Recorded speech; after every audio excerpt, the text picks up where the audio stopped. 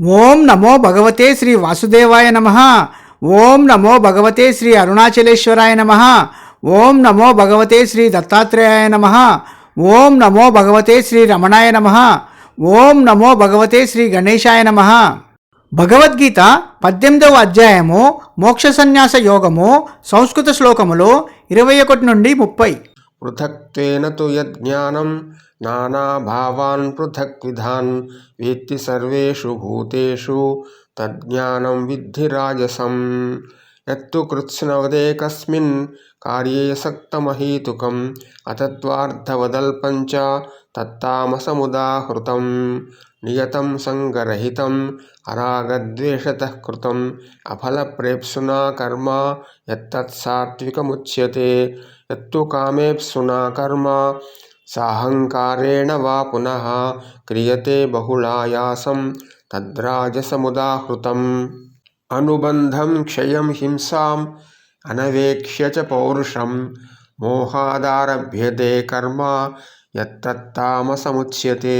ముక్తసంగో నహం వాది ధృత్యుత్సాహ సమన్వితః సిద్ధ్యసిద్ధ్యోర్నిర్వికారః కర్తా సాత్విక ఉచ్యతే.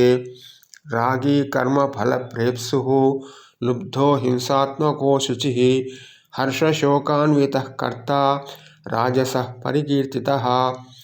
అయుక్తః ప్రాకృతస్తబ్ధః శఠో నైష్కృతికో లసః విషాదీ దీర్ఘసూత్రీ చ కర్తా తామస ఉచ్యతే.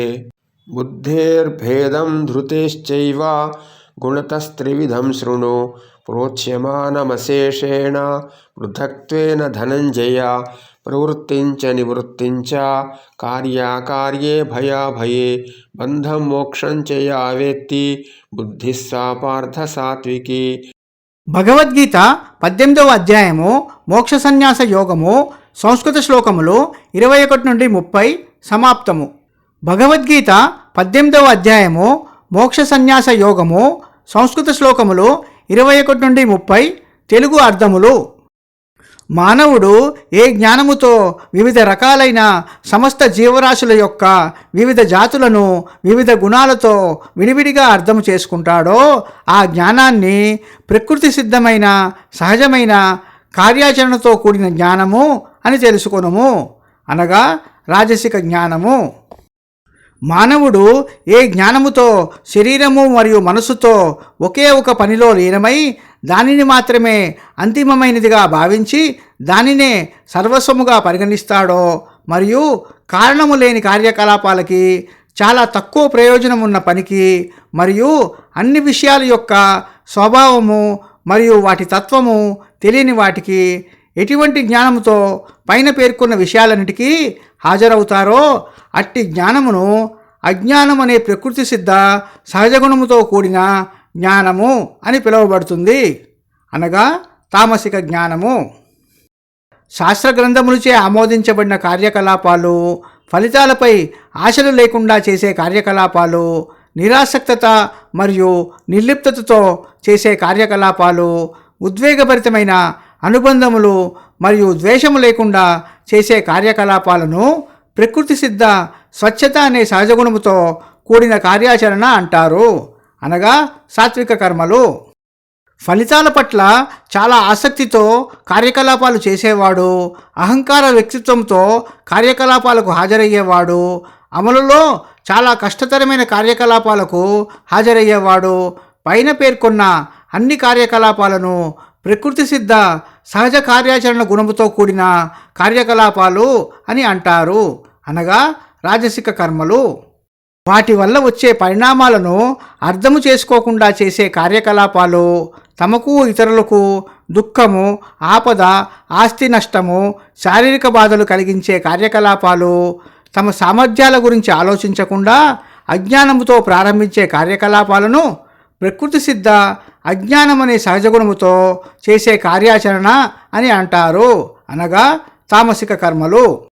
ఎవరైతే ఎటువంటి ఆసక్తి లేకుండా ప్రాపంచిక విషయాలతో అనుబంధాన్ని వదులుకొని ఉంటారో, సమస్త కార్యకలాపాల ఫలితాలపై ఆసక్తి లేనివాడు, ఉద్వేగభరితమైన అనుబంధములతో నేనే కర్తను అనే భావన లేనివాడు, అహంభావంతో కూడిన వ్యక్తిత్వము లేనివాడు, ధైర్యము మరియు ఉత్సాహముతో కలిసి ఉన్నవాడు, కార్యకలాపాలలో విజయము లేదా వైఫల్యం ద్వారా ప్రభావితం అవనివాడు, పైన పేర్కొన్న వారిని ప్రకృతి సిద్ధ స్వచ్ఛత అనే సహజగుణముతో కార్యాచరణ చేసేవాడు అని పిలుస్తారు, అనగా సాత్విక కర్త.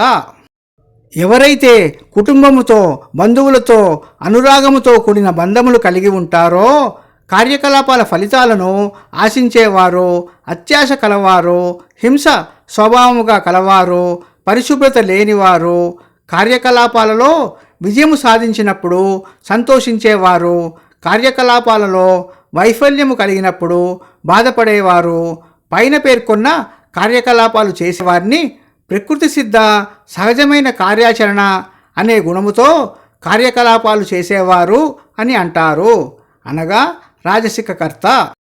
మానసిక సంయమనము లేనివాడు, అసభ్యతతో ప్రవర్తించేవాడు, విచక్షణ హేతుబద్ధత లేనివాడు, విధేయత లేనివాడు, మోసగాడు, ఇతరులకు ద్రోహము చేసి ఇతరుల జీవనోపాధిని నాశనం చేసేవాడు, సోమరితనముతో తోడుగా ఉండేవాడు, మానసిక వ్యాకులత కలవాడు, చాలా తక్కువ సమయంలో పూర్తి చేయవలసిన విషయము చాలా సమయము గడిచిన తర్వాత కూడా పూర్తి చేయలేనివాడు, పైన పేర్కొన్న కార్యకలాపాలను చేసేవారిని ప్రకృతి సిద్ధ అజ్ఞానమనే సహజగుణముతో కార్యాచరణ చేసేవాడు అని పిలుస్తారు, అనగా తామసిక కర్త.